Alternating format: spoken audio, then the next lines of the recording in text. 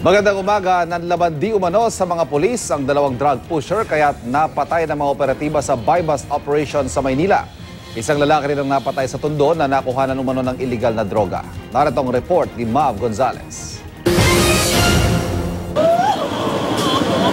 Ni hindi malapitan ng babaeng ito ang kinakasama niyang napatay sa Pier 4 Tondo, Maynila kaninang madaling araw. Kinordonan kasi ng pulisya ang crime scene kung saan pinagbabaril ang biktimang si Carlos Madrid Jr. Ayon sa isang saksi, marami raw tao sa lugar nang dumating ang sospek.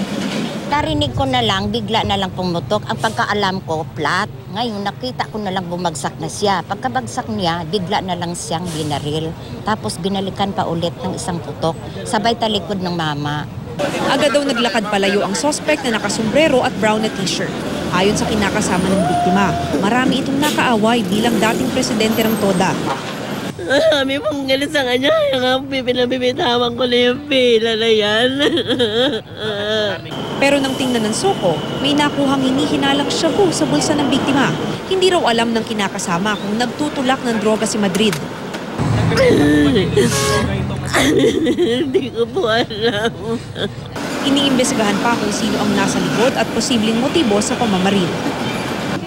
Sa Quiapo, Maynila naman, dalawa umanong drug pusher ang patay sa buy-bust operation alas 3:30 ng madaling araw. Nakipagtransaksyon ang pulisya sa sospek na si alias Rashid. Ayon sa inisyal na impormasyon, dating barangay tanod ang sospek pero natanggal sa pwesto dahil nasangkot sa droga. Iabot na sana yung illegal drugs, no, yung shabu. Kaso nung nakita niya na budol money pala yung naiabot sa kanya, ay dito na dito na siya siguro naghinala na pulis pala yung mga kandil niya at tangkang bumunot na siya ng baril niya at dito nagkaagawan ng baril at dito na siya namatay. Meron isang backup doon, meron din pala siyang kasama.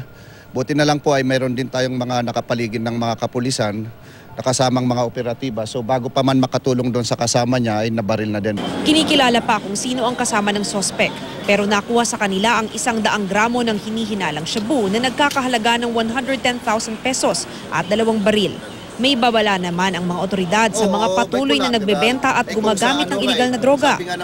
Kung hindi pa kayo tumigil ay maaring ganito ang inyong kahahantungan. Dalawa lang naman po.